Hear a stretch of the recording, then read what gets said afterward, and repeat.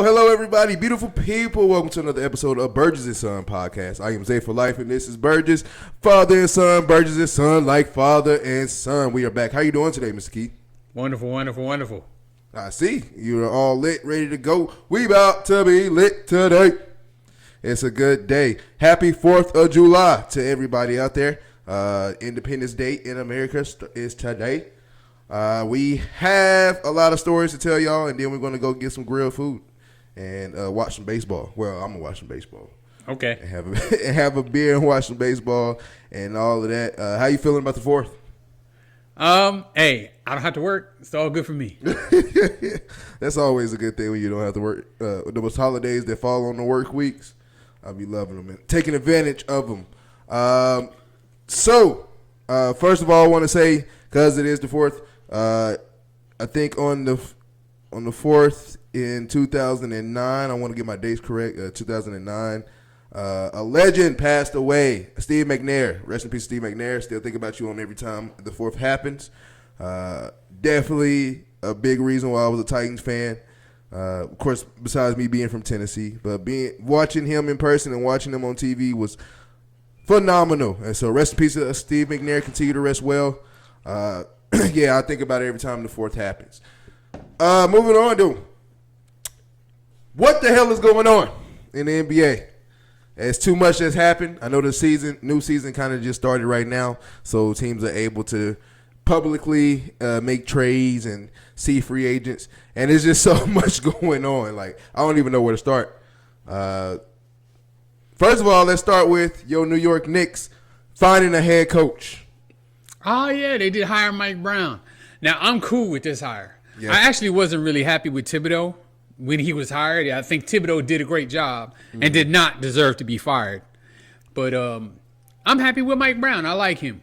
Yeah, I do too. And I think she'll get in a brother on the main market. It's going to be real good anyway. Any more agency moves that have kind of just shocked you right now? Well, of course, the Denver Nuggets, dude. They cooking. That's how you build a team. Yep. Really. I think the days of the super team of, getting 2, 3, max level players on one team, I think those days are over. You got to have shooters and you got to have depth. Yeah. And basically it was Jokic, injured Aaron Gordon, and an inconsistent Jamal Murray against teams. Next season, they're gonna really have their shit together. Yeah. They traded Michael Porter Jr., which at first when I looked at it, I didn't like it. But now after some time has passed, I think it's a good trade because Michael Porter Jr. was not a good shooter. He became very inconsistent. His game didn't really match up with the style that they ran, even though he was really talented. And he was hurt a lot, which I know that frustrates. I mean, I know it's frustrating for him, but, it's also frustrating to the team and the fans because it seems like he could never get right. Especially this past year, I just feel like he didn't measure up to the contract, though. Yeah. And so they trade him and bring in Cam Johnson. Yep. And, that dude's a shooter. If you leave him open, he gonna hit it. And even though he didn't win the championship, he still got championship experience getting there. So he knows what it takes to actually go through, take care of your body, go through postseasons, and to get to a finals. And I think overall they got younger. They made, some other moves. They got backup center. Was it Valanciunas? Yeah, Jonas Valanciunas. So they got Bruce Brown. Yep. So they got really good rotational players that they can, throw at people in and out. Good 3-and-D type guys. When you have Jokic in the middle like that, and if you're playing one-on-one, he's going to score. If you send a double team, he's going to find an open man. And once that open man has the ball, that open man needs to knock down some shots. Yep. And it didn't happen enough for them last year with the roster they had. But, they keep the core together. They keep Jokic. They keep Jamal Murray. And they keep that bad man Aaron Gordon. That dude's just become one of my favorite players. Like, Yeah, I love Aaron Gordon. Besides Tyrese Halliburton, he definitely showcased his ass off. He had a big playoffs. Yup, he sure did. So, they've caught my eye with what they've done. Houston is kind of caught my eye a little bit too. Yep. With some of the free agent moves that they've made. They signed Jabari Smith. Yes. Contract extension. Yep. And so, he's behind Kevin Durant. Of course, I'm sure they'll play together a lot. It's kind of positionless basketball these days. Pretty much. They still have Şengün. Still have Fred Van Vliet. If you can say it, that's like a tongue twister right there. And they have a bunch of good rotational players as well. So I wasn't so high on the Kevin Durant trade at first. But now you're thinking about it. I'm on board with it now. I think it definitely heightens their expectations. I think they're better now than they were when the year ended. And I think also one underrated thing about Jabari Smith is that he's really a 4. You can play him at the 3, but he's really a 4. So if he's going to play the 4 spot, it allows you to put KD at that 3 spot, which he had more success in his career, like when he was on the Thunder. Even when he played for the Warriors, the only time he went to the 4 is when they went small and put Draymond at the center. But he's so good, dude. Even if you put him at the 4, he's a perimeter scorer. So I mean, he's going to bring the other guys 4 out there to try to defend him. Exactly. And you can't. And if you try to put somebody small on him, you can't do that because he's just going to shoot over him. He's a matchup nightmare for whoever you decide to put on him. And that's why I think it's good too. Put him at the 3. Usually your 3s are shorter than 6'10". But even then, he shoots over him. He's going to be able to have really his way offensively because you got a shooter in Fred VanVleet, and Jabari Smith can shoot. Also, Şengün, if you leave him open, he can knock it down too. So all these shooters that you surround him with, and then he's a shooter himself. So if he's doing one-on-one and he gets double teamed, he's going to find the open guy too. The Rockets definitely are. Let it marinate for a while. I thought that was a good pickup. The Bucks are shocking people, though.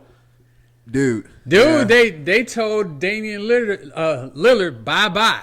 Bye-bye. See you. Bye-bye. You ain't got to go home, but you got to get the hell out of Milwaukee. The hell out of Milwaukee. And I get it. It sucks. And I can see why.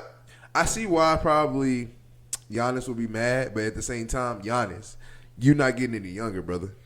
And neither is Lillard. That's what I'm saying. Lillard's already up there. So if you think waiting another year, basically 2 years for you to try to run it back with Dame is going to work, it's not.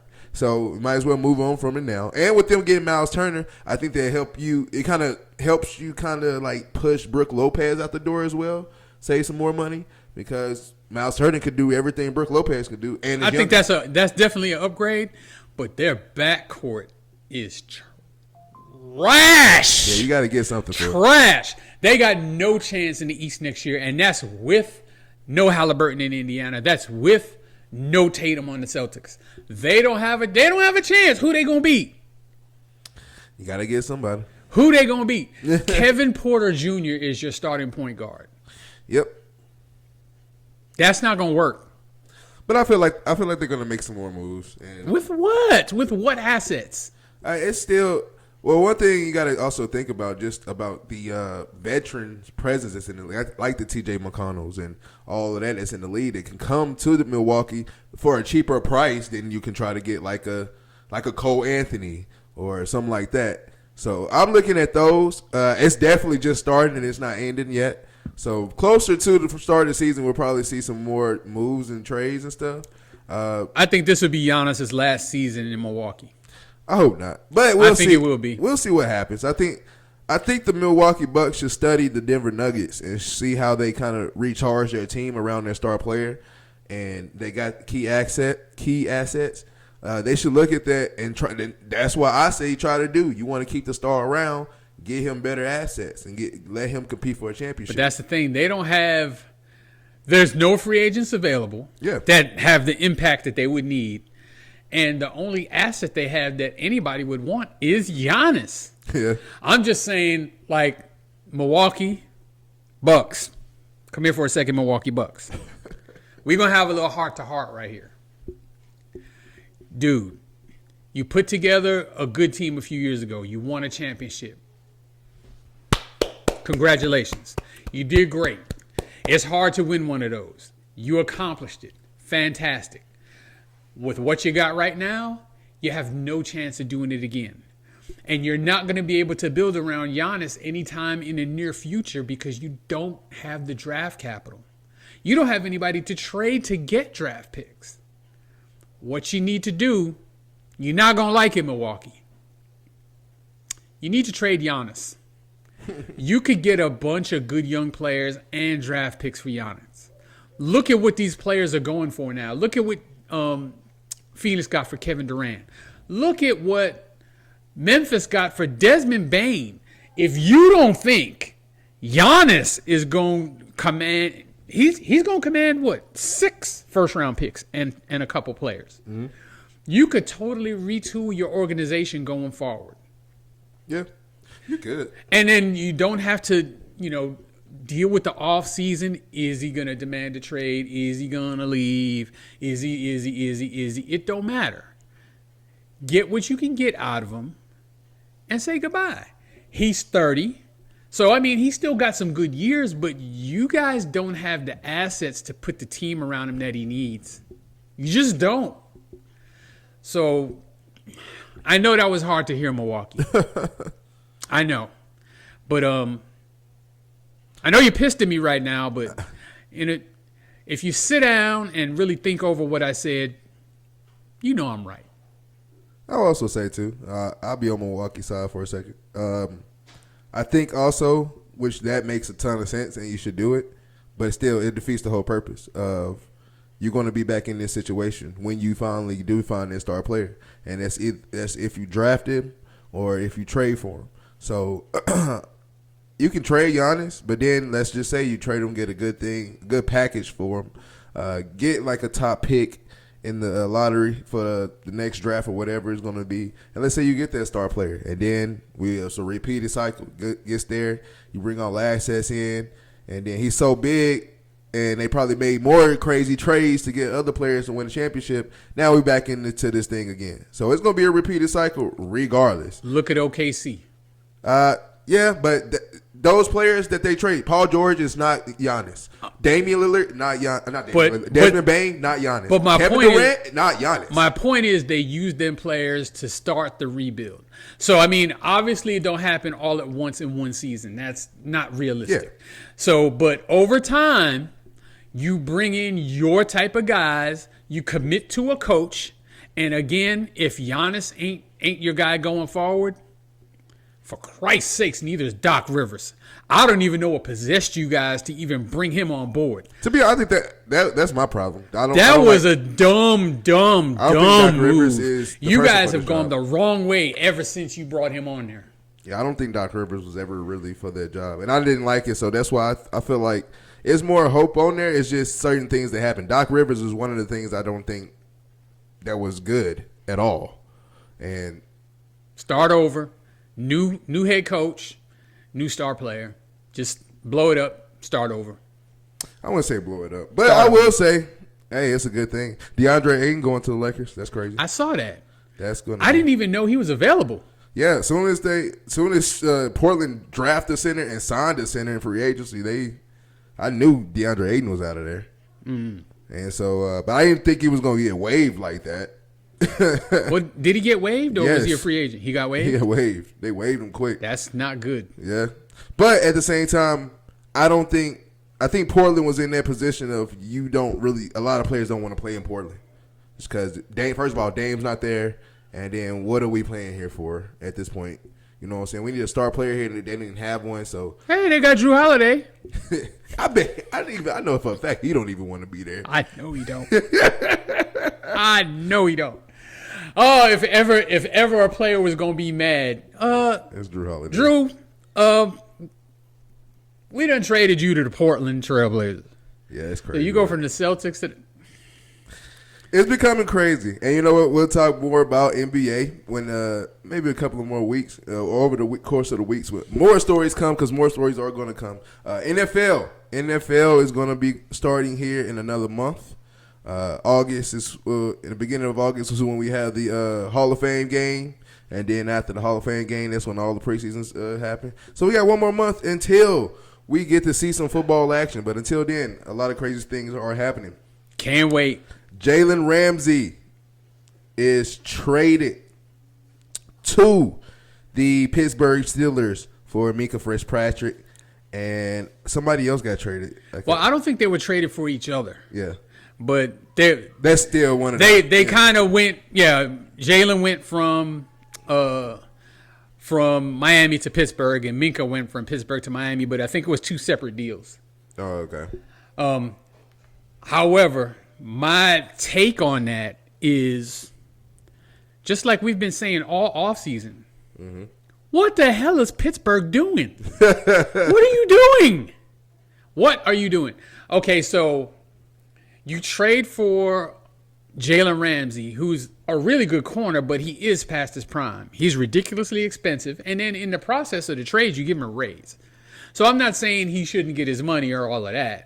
But I don't understand the purpose of bringing him in and then simultaneously parting ways with Minka Fitzpatrick, who second best player on the defense after T.J. Watt. Yep. Distant second, but second anyway. I wouldn't say distant because T.J. Watt is getting up there in age. Well, I mean, of course and that's another thing. They still got to sign T.J. Watt. He ain't in camp. He holding out. He wants a deal. Yeah. And you don't have a choice. You got to pay him. So y'all, I just don't understand trading for Jalen Ramsey, a past his prime Jalen Ramsey. And I don't know. Maybe they think they'd have somebody already on the roster who could step in. But it's not a cost-cutting move. So I don't understand that either. I mean, again, Pittsburgh, you got me confused. I don't know. What do you think? They're definitely confused themselves, but I also say I think what they was thinking. Actually, I don't know what they were thinking, but I also think what they kind of was thinking was maybe the future. I think Minka is somebody. When did he sign his extension? Does he get another extension? I don't know, and I mean, I know he's not young. Yeah. So, he's either at the end of his prime or, kind of at the start of his decline. But so is Ramsey. So, I don't understand the logic to it. I think Minka's a little bit younger than Ramsey. So, they kind of was thinking long term that way. But even then, it's still no. But then if Minka was younger than Ramsey, then why are you getting rid of Minka and bringing in Ramsey? I mean, I don't get it. I see why Miami did it, but I don't understand why Pittsburgh did it. Yeah, I see why Miami. I don't understand about Pittsburgh, but at the same time, that's on Pittsburgh, and yeah, I think Pittsburgh just wasn't. I think it's going to play out more than what we probably think. I think we're kind of right now too quick to judge because we don't know the full detail. I don't know the full details, but I'm not big on the trade at all. But I will say, I think this is a chance for Jalen Ramsey to kind of have a season of bounce back. Not bounce back, but he's going to get tested. I'll tell you that. Yes, because he's in the division now with Lamar Jackson. Got to play him twice, and Joe Burrow got to see him twice. So he's going to get tested. See Cincinnati, Baltimore, and Cleveland. I mean, even though they got 1,000 quarterbacks, you still there'll be one back there throwing passes. So yeah, I mean. I don't know how much Ramsey really has left, to be honest. I mean, not necessarily that I'm doubting him. I just if this seems like the type of move you make when you're like one piece away. Yeah. Like when you just like I just need something to get me over the hump. Just something to help me beat this team to make us a Super Bowl contender. And Jalen Ramsey, I don't see how that helps you. I don't understand. You gotta. I don't understand it for as far as what they're trying to do with defense. But I feel like if you give it time, maybe something might shake. Maybe not. But Minka Fitzpatrick to the Dolphins, though, I want to say that because that's what's really got me kind of excited is because that's the team that drafted him. And not excited and also excited, but also kind of like, what the fuck? Like, cause, yeah, they are the team that drafted him. And he wanted out. But at the same time, you got to think about the time he wanted out. They was trash as hell. I think those years was when they was getting blown out every other game and whatnot. But they got a better team now, so I think he'll probably go back and maybe light the roots, and we'll see what happens. I don't trust Tua, to be honest with anybody. I feel like now I'm not trying to say he's going to be started, but I feel like Quinn Ewers got an actually nice chance of showcasing what he got, especially being behind Tua. Not saying he's better than Tua, but we know the history of Tua. And if history repeats itself again this year, then we might see Quinn Ewers come in and play quarterback sooner than later than we want to. And I think he can – because you have Tyreek Hill on your roster, and it just looks like y'all don't have an explosive offense. You got Jalen Waddle and Tyreek Hill, and y'all should be exploding. And I get it by the stats and by the numbers. I done heard the coach say it 1,000 times, even Dolphins fans. Well, by the stats, that we got this much, and we do this, and we do that. Yeah, but – do you win games? Yeah. Like, it's not doing anything. And so, I think adding Minka Fitzpatrick to that secondary group helps them out a little bit as far as getting the defense in tune. They got a couple more players to join them as well. So, we'll see where it goes. NFL, like I said, starts in another month. We've been having a lot of trades, a lot of rumors, a lot of trade talks. Camp has started, or at least it started, right? I believe so. Yeah, because there's some holdouts. Yeah. So, yes. Because, T.J. Watt's not in camp. Okay, yeah. Pittsburgh Steelers are in camp. So, camp has started. Everybody that's starting to get their threads. Cam Ward, I've been seeing a lot of videos with him. I'm excited to see what happens with him and the Titans. All the rookie quarterbacks, I can't wait to. I think I'm more excited for this preseason just because the rookie quarterbacks I'm going to be watching play this year. Like, I can't wait to see Shedeur and Dylan Gabriel kind of go at it. I know Cam Ward's probably going to play the first preseason game for 2 minutes, and then we got everybody else coming in and playing. But Quinn Ewers for Miami, can't wait to see him, see what he got. I want to see how he got traded to Dallas. Joe Milton, I want to see what he's going to – because we're in Texas. They show the hell out of them Cowboys preseason games. And so we're going to see them show all their damn games. All of them. We live in Texas. There's literally all of their games we see. Yeah, exactly. And so I'm actually excited to see him and see what goes on with there. And a couple of more players that are getting drafted, and they got drafted. I can't wait to see what happens. So, anybody you're excited to see, probably as a rookie? I'm interested to see what ends up happening with Cleveland. Yeah.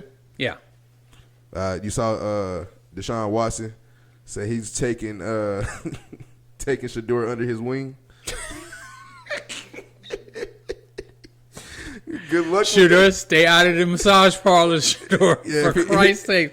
If you don't do anything else, dude, do not ask for the happy ending, okay? Hey, man, don't even go. If he says, hey, I'm about to go get a massage, man, say, hey, you know what? I'm going to set this one out. Team-sponsored personnel only.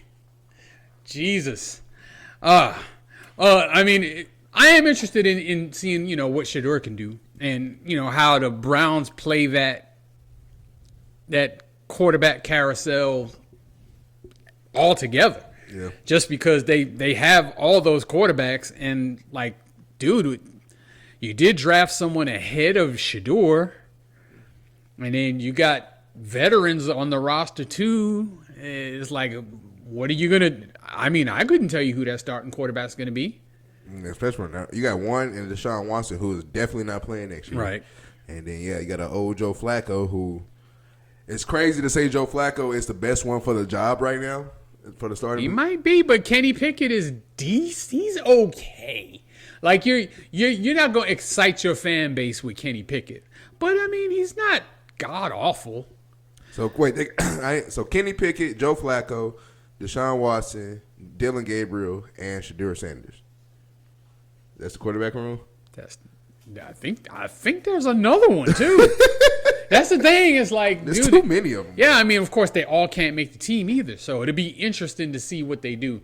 I would think that the 3rd round pick and the 5th round pick pretty much have it cemented. Joe Flacco, I don't know how much they guaranteed him. He might be out. I mean, unless he shines in camp. And there's got to be some shine. Or one of the two that they drafted like flops in camp. I don't know. Yeah, it's going to be an interesting thing. Also, what? Who was it that got drafted to the Giants quarterback? Oh, Jackson Dart. There you go. Can't wait to see him and the Saints quarterback who they drafted. Want to see both of them do something as well too. Okay, what's next for us? All right, moving on to baseball. Baseball. Of course, the All-Star game is coming up. Hey. That's not necessarily what this conversation is about, but we are going to talk about electronic officiating. So Major League Baseball has been floating out the idea of having electronic officiating. So instead of having umpires behind home plate who call ball strikes, outs, make those judgment calls, that basically a computer will do it. Okay. And it's been kind of fairly controversial. And I'm going to tell you where I side on it. Okay. Do it. No. The umpires, to me, in baseball are the worst. They're the worst. And I'm going to tell you why they're the worst. They pick and choose who they favor. Now, all fans in every sport always say, oh, they're cheating against us. They're cheating against us. Yeah. But it's even more pronounced and obvious in baseball. Their strike zone is different for everybody that comes up. I swear to God. Yeah. And then they take things all personal. I mean, you're not supposed to show up the umpire. You can't disagree with a call. Nope. If it's a computer, you ain't going to disagree with their call because that call is obviously going to be the right call. It's going to be the final call. Now, there's entertainment value to umpires, but do we want to entertain or do we want to get it right? I think that's where baseball needs to, I guess, make their distinction. I'm all for entertainment. I love that. Mm-hmm. I'm also all for getting it right. And too many times umpires get it so very wrong, and there's zero accountability for them. There's none. I remember it was probably 2007. I cannot remember the pitcher's name. I apologize, but he was pitching for the Detroit Lions. He had not just a no-hitter. He had a perfect game. That means 27 guys bat, 27 guys are out. No walks, no errors, none of that. No hits, no nothing. Perfect game. It's happened, I don't know, a handful of times in the history of Major League Baseball. So this pitcher gets to the 9th inning, the last out. The guy hits a weak ground ball or hits a ground ball somewhere. I don't remember where it was. Could have been short, could have been second. I don't remember. Runs down the first baseline. The throw beats the runner. The guy's out. Umpire calls him safe. And I mean, it wasn't even a bang-bang play. Like, it was obviously, ridiculously obvious that he was out by a mile. Not close. Like, it's one of them situations where maybe another umpire should have went to him and be like, dude, you missed that one. Let's reverse this. Let's make this right. So not only does the call stand and he ends up losing the perfect game. Of course, they called it a hit, so he lost a no-hitter. Yep. Now, he did end up getting the next guy out and won the game. But Major League Baseball didn't go back and, they actually did go back and say, hey, umpire blew it. Umpire, even after the game, said, I saw the replay. I blew it. Was anything done to reverse the call? Nope. Was the umpire fined or anything? Well, he didn't even have to. Yeah, that's what I'm saying. Was he disciplined? No. Nothing happened except for the pitcher got screwed. I feel like in the world of referees, and this goes for everybody, umpires, referees in football, referees in basketball, there really does need to be consequences to referees. And I don't want to call it out and say bad consequences need to happen.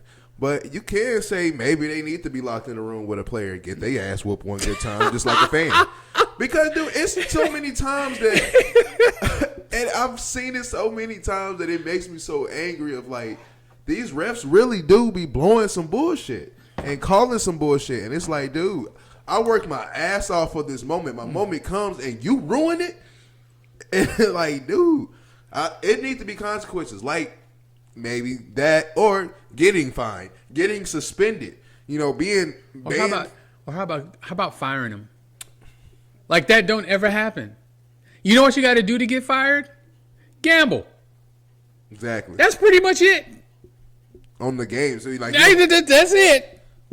Gamble. That's all. So I mean, to me as a fan, like, there's no consequences when the umpires screw up. There's, like, none. It's just like, oh, deal with it. That's not good enough. The rest of us make mistakes. We got to own up to them, and there's consequences for them. Consequences. So I think umpires should be held to the same standard, and since they aren't, replace them with the machines. I'm cool with it. I'm perfectly cool with it. I've seen it all the time. A ref miss a call in any sport, tensions flare up, and then all of a sudden teams fight. And players fight, and then the players are getting disciplined, but the ref who made the bad call that started this is going home. Yeah. So me personally, I don't really mess with the electronic officiating, but I understand it's really, you got to pick your poison. Do you want entertainment or do you want the right call? I don't know. I would say maybe during the regular. No, you can't do that. I was gonna say that during the regular season, umpires during the playoffs, electronic. But nah, you got to be consistent throughout. You got to be consistent. So I would just go. I would definitely say if you wanted to test out electronic officiating, why not in the All-Star game? I mean, you got to test it somewhere. I'll get on board with that. Yeah. I like that. Because then it's first of all, All-Star game are the best of the best. Mm-hmm. Now they don't play the hardest, but it's still a good kind of simulating because everybody is good. So, well, the baseball All-Star game ain't like, say, the Pro Bowl or the NBA All-Star game. They actually do play the game. Yeah. Like, for real. It may not be, cutthroat, but they do play the game for real. It ain't a skipping and holding hands up and down the court like they do in the NBA and in the NFL. But yeah, I mean, I'd prefer to see that than to, and then, if you have any reaction whatsoever to an umpire's call, they're throwing you out. Like, it's crazy. I think I saw in just this past College World Series where the manager from one of the teams came out to argue a call and he got thrown out of the game. And because he got thrown out of the game, he couldn't coach the next game if there was going to be one. It ended up not being one because they ended up losing. Yeah. But I mean, like, dude, you can't have the umpires affecting outcomes like that. I'm okay. That's I'm why okay I hate with the machines. NBA refs too, because I've seen it a couple of times. Jason Tatum he goes for a shot. He gets fouled, but he tries to make the shot and do an and one, but he misses it and he claps and he gets a tech. Like, dude, that tech can go a long way because if I do something real serious next time and get a tech, I'm out of this game. And one of my techs was bullshit. And so, like, yeah, referees. Yeah, the umpires, especially in baseball now, but in lots of sports, but especially in baseball, I swear it's like the umpires think people came out to see them. Yes. And this will show them. It ain't about you, bro. Yeah, we'll replace you like they're going to do everything else. All right, you already know what time it is. Time for the best segment in the world. Soon to be known to the world as the best segment in the world. Way Back Wonders. If you're new here, Way Back Wonders is when the OG teaches the young buck stories about past athletes that I'd probably never heard of or I was too young to understand their greatness. And now that I'm old enough, I understand. Who is our way back wonder for today? All right, today's way back wonders is one of my favorite athletes of all time, Charles Barkley, the round mound to rebound, Sir Charles. So, of course, people know him today as the commentator. Jokic. Yeah, the San Antonio woman hater. They know him for all these things, but one of the things that that stands out, really what created all of the stuff that you know about him now, is the fact that he was a great basketball player. Absolutely tremendous, phenomenal Hall of Fame basketball players. One of the all-time greats. With, in my opinion, one of the top 5 power forwards ever to play. Mm-hmm.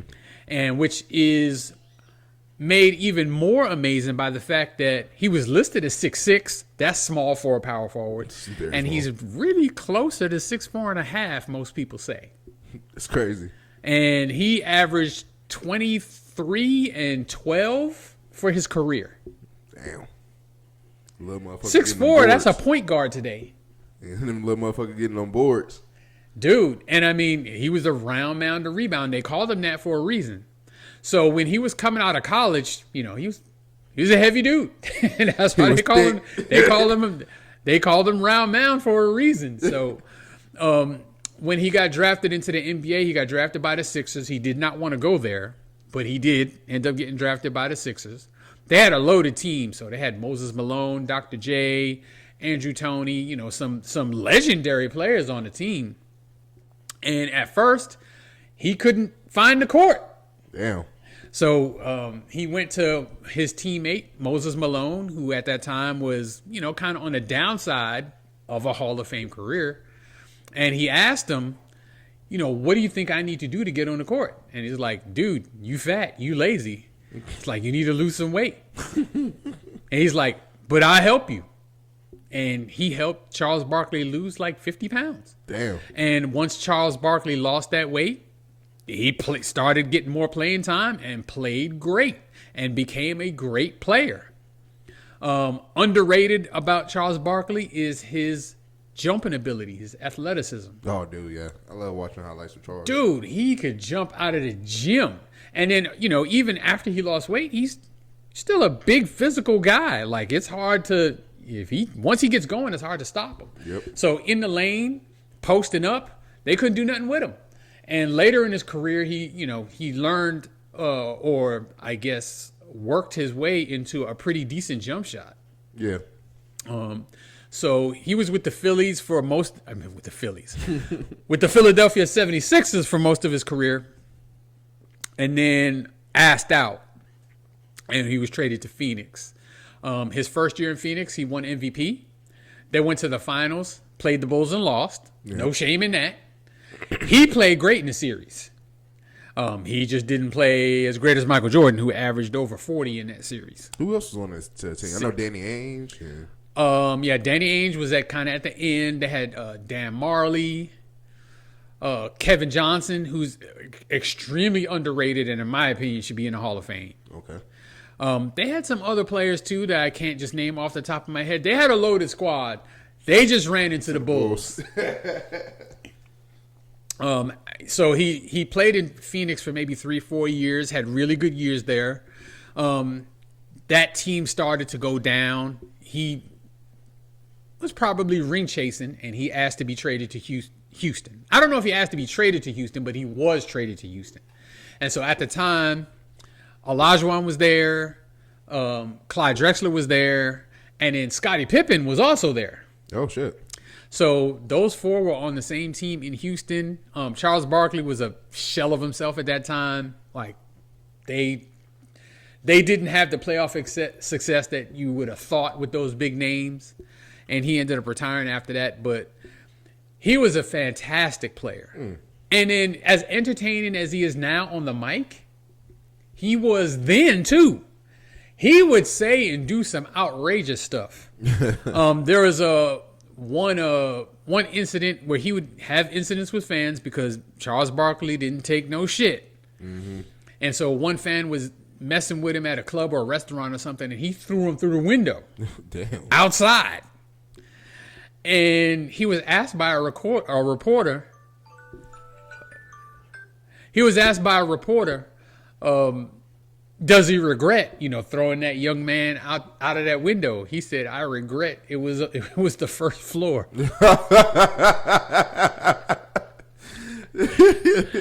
So, I mean, you see, like, on the show with TNT, the back and forth with him and Shaq, and then him just, being hilarious. Dude. He actually has, funny. on top of him being funny, he has really good basketball insight. Obviously, he's a Hall of Fame basketball player. He should.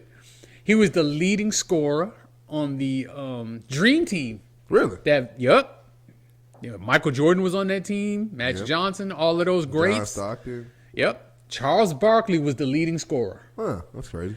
So I think people forget sometimes how great a player he really was. And just, kind of, he's known more for his character and his sense of humor now than he is his athletic career. But he was amazing on the court. He'd be like, "Hey, Shaq, the big women in San Antonio." Oh, dude.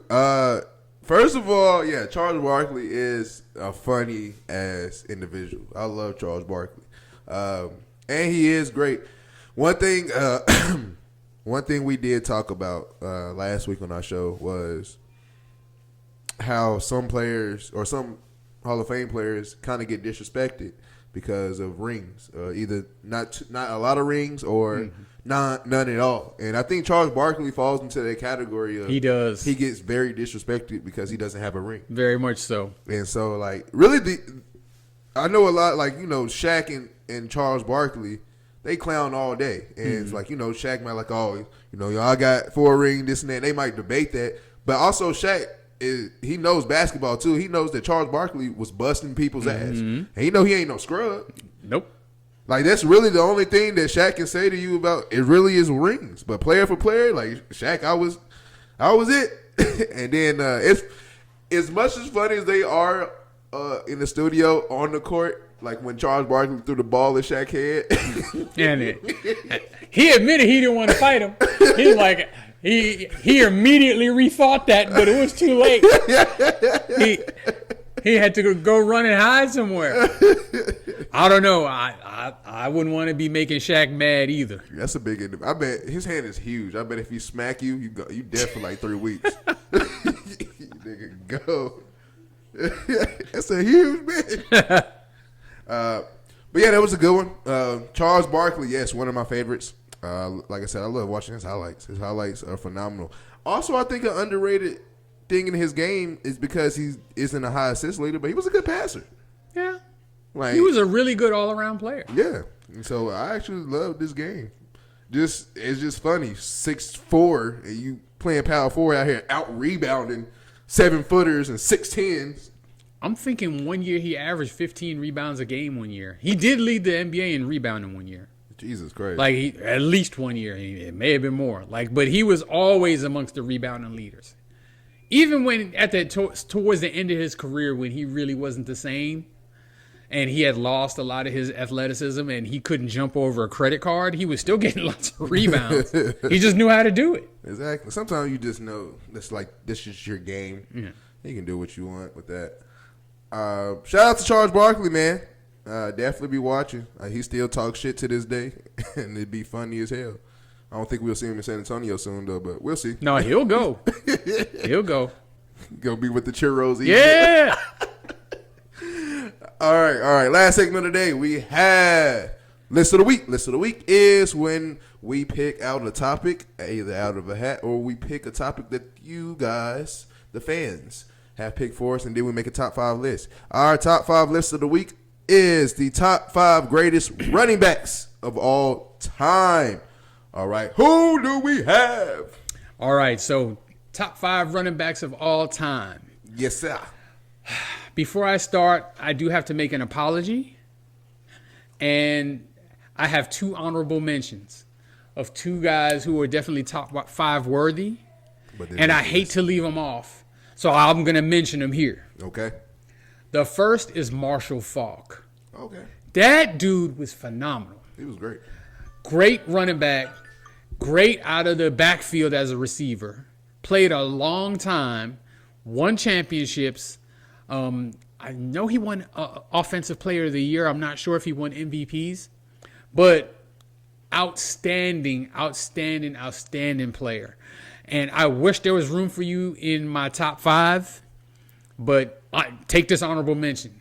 Take that. And the other one is another all-around back who I struggle keeping him out of the top 5 too, and that's LaDainian Tomlinson. Oh, okay. I mean, that dude. LT. First of all, he could do it all, and dude, his nose for the end zone. I think even to this day he holds the record for the most touchdowns in a season. That's when he was on the Chargers, right? Right. Yeah.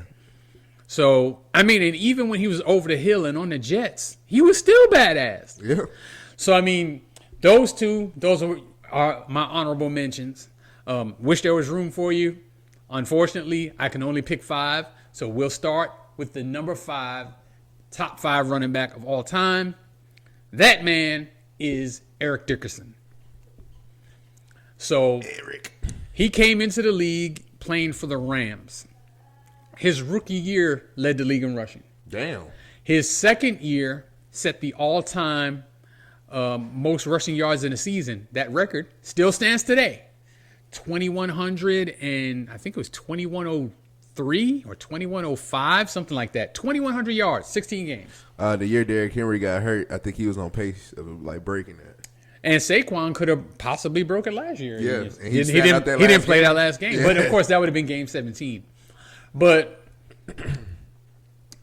the thing is, he played with mediocre, at best, quarterbacks, where everybody in the entire stadium knew he was getting the football, and they could not stop him. Yeah. And what was kind of unusual about him is he had this upright running style, like he was straight up and down. And he was big. He was 6'3", 230. Damn. And, dude, it didn't look like he was moving that fast. But he didn't look that big every time I see him. He's pulling away from people. Yeah. And you're right, he didn't look that big. But back then, they wore them super big shoulder pads. Like everybody looked like they were the same size pretty much with them big shoulder pads. But he would just be pulling away from people. And you're like, get him! They couldn't. And so the beginning of his career is as good as anybody's ever played. He did eventually get traded to the Colts. I think he played for the Raiders and the Falcons a little bit at the end of his career. I know. He is one of the all-time rushing leaders. I don't know exactly where he ranks. He's up there, but I think he's the 5th best running back that's ever played. So moving on to number 4, we have the all-time rushing leader, and that is Dallas Cowboys' own Emmitt Smith. Emmitt Smith. So a lot of people want to discredit Emmitt Smith because he played behind a great offensive line. And he did play behind a great offensive line. There's no denying that. Yep. He'd probably be the first to tell you. But the man could play. He could ball. He could run the rock. He was really freaking good at it. And I watched, Emmitt Smith for a lot of years. I never saw him take one of those hits where you're just like, oh! Like you couldn't. He was 5'8" and like 215, so he was short and compact, but still had speed, still had breakaway speed, was very powerful. Yeah. And shifty too. Like, he could break out of tackles. He could make you miss in the open field. He's really good. I think even though I believe he's the 4th best running back of all time, I believe he's still very, very much underrated. Yeah. And I hate to say that about a Dallas Cowboy. God knows I hate the Cowboys. That's the most cowboyiest cowboy out there. He loved them damn Cowboys. But I got to give respect where it's due. Emmitt Smith was a bad boy. Yeah. So number 3 he still holds the all-time rushing leader, right? He is, and it's not close, and I don't believe anybody's going to get him anytime soon. I doubt it. Not the way they throw the ball now. Yeah, I don't think it's going to happen. But in any case, number 3 is he could be number 1. And depending on my mood, I could move him up to number 1 or number 2. Just, these top 3 are kind of interchangeable. Yeah. And anyone who knows football has the same top 3 as I do. Now, they may not have them in the same order, but they got the same top 3. So they got the same. So number 3 is Walter Payton. Of course, I love Walter Payton. I won't go into the reasons off the field why. Of course, he's a great man. We all know this. Walter Payton Man of the Year award winner. Is named after him. Yep. However, check out our way back wonder about Walter Payton. But he was just, dude. He's got a valid argument as the best football player that's ever played because he was great at everything. He could run the ball great. He could throw the ball great. He was great out of the backfield, and he was like one of the best blockers you'll ever see. I don't understand how one man could be so great at so many things. It's almost a embarrassment of riches for Chicago because I would consider him sort of like the Michael Jordan of football, just being so great. So, of course, he did win a Super Bowl with the 85 Bears kind of towards the end of his career. Okay. He was still a key player on the team, even at his advanced age. But he was absolutely tremendous in every facet of the game. And I would have loved to have seen him on an organization that was more consistently good, to see him perform in the playoffs more. Yeah. But it doesn't take away the fact that it's obvious that every time he touched the field, just about, he was the best player on the field. Okay. Like just about every time. Moving on to number 2, though. This is my favorite NFL player of all time. Barry Sanders. Barry. To me, he's just had the most incredible career of anybody that's ever played. 10 years played, 15,000 rushing yards, averaged 1,500 yards a season for 10 years. Retired at 31, at the top of his game, still in his prime, could have easily broke Walter Payton's record. Could have put that record so far out of reach, Emmett wouldn't have got it neither. That wasn't what he was about. He wanted to win, and he realized that the position he played, the sport he played, is a brutal sport. And while he still had all of his faculties, he wanted to get out. I can't knock him for that. Yeah. You've made your money. You've already proven yourself as one of the best running backs that's ever played the game. His highlights are the most amazing things that you'll ever see. There's no running back that does that. Like some of the stuff that you saw from Saquon Barkley last year, aside from the jumping backwards, because that was crazy. That was insane. I mean, Barry Sanders did that every week. Yeah.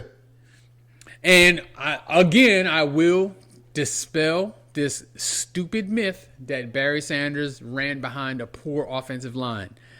Absolutely not true. It wasn't Emmett's line, but he had good players on that offensive line. There were Pro Bowlers on that offensive line. He did not run behind a trash line. Mm-hmm. He was, however, absolutely out of this world back, and I don't think anybody argues with me on that. I think it was just so funny, watching his highlights. It just kind of like how small he is too. It just how shifty he is, and it's like you got him in a corner and somehow he got out of it. You're like, what the hell? How did you? I mean, his vision was crazy. Yep. And his his ability to improvise, stupid. You look at it and you say there's no way he's tackled, he's stopped, and then you see 3 or 4 defenders on the ground and he's still running. Still going. And you just have to rewind it and see how did he get out of that? He's the Houdini of the NFL. Houdini. Just how? I think because I love to watch it depends on who it is. Like I love watching Reggie Bush college highlights or Michael Vick's Falcon Days highlights. But Barry Sanders highlights with the Lions, nobody better. Top tier, bro. Nobody better. You have a nice night, or you just chilling. You know how some people go watch music videos on YouTube or go watch, games or streams. I'm watching Barry Sanders fuck some defenders up and make two defenders run into each other or tackle each other. Just embarrassing people. I mean, I think I'm sure you've heard of Rod Woodson. He's a Hall of Fame defensive back. And he tried to tackle Barry Sanders in the open field. Mm-hmm. And, tore his ACL. Damn. Out for the season. All right, so Barry Sanders, everybody knows how I feel about Barry Sanders. He is tremendous. However, I don't believe he's the best running back that ever played the game. And by power or reason of deduction, I'm sure you have guessed that the number one running back of all time is Jim Brown. Jim Brown. Now, he played in the 60s. He played at a time where it was pre-Super Bowl, so there was no Super Bowl. Damn. There was an NFL championship game, but there was no Super Bowl. And he did win championships. He only played 9 years in the NFL. When he started his career, they were only playing 12 games a season. Towards the end of his career, they had bumped it up to 14 games. He is the only running back in the history of the NFL to average 100 yards per game for his entire career. Damn.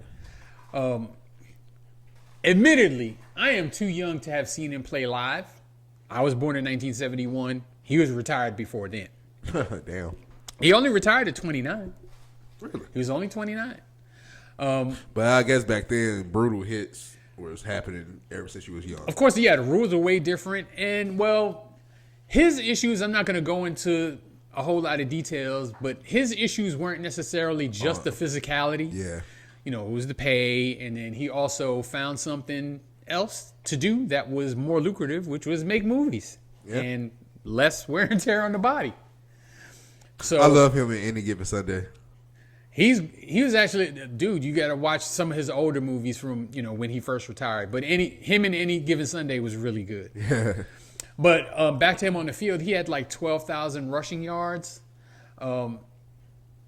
That record stood for a long time until Walter Payton broke it. And once again, you have to factor in that for a majority of his career, he only played 12 games a season. Yeah. So if you were to, expand that out and give him credit for 16 games a season, he's probably got more rushing yards than Emmett. Damn. And especially if you factor in that, he was only 29 when he retired, so he could have played another 4 or 5 years. If he played as long as Emmett did, Emmett ain't sniffing that record. But the thing is, he wasn't even a halfback. He was a fullback. Damn. So 6'2", 240, speed, power, like maybe the most powerful running back. See, a lot of people that I seen when they talked about Derrick Henry when he was on the Titans, they used to say his biggest comparison was Jim Brown. Just how big he is, how tall, big, and mean he is, and how fast he can run to be that big. And so, yeah, that's crazy. And Jim Brown is, and I mean, dude, he's like that, like for real. So nobody is ever going to question that man should be on the Mount Rushmore of running backs. There's no argument. No argument, unless you're a complete idiot. And, to the credit of the world, there are a lot of idiots out there, but people who know that Jim Brown is like that. Like, he's that dude. There's no question. You may not have a number one. He's on the Mount Rushmore, though. He's no top question. 4. Definitely, definitely on the top 5 for sure. I mean, like if you was too young to see Jim Brown, they don't let you know about me. So I just take words for it, and I still watch my film, so I take the words for it. One person that I think is going to be that should be talked about in top 10, top 5, maybe top 10, Sooner than later, man, somebody who I actually grew up watching, Adrian Peterson. I think Adrian Peterson was a top run, especially at the time he came in. Dude, well, besides Percy Harvin being my favorite player, Adrian Peterson was a good reason why I watched the Vikings all day. And Adrian Peterson is a good one, too. But, yeah, I love that top 5 list. Jim Brown, number 1 overall. Number 1 overall. Even though, so him and Walter Payton is just. Dude, I can interchange them. Different day, and different Barry order. Sanders.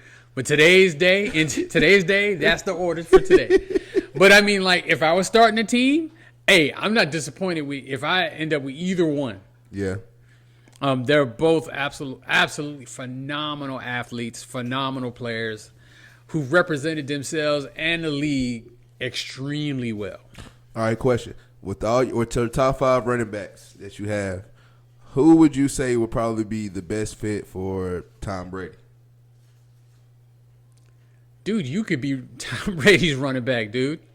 He don't need a great running back. He don't, but who you think would be probably like his best fit for? I would pick the guy who is probably the best receiver out of all of them, and that's Walter Payton. Walter Payton? Yeah. Okay, cool.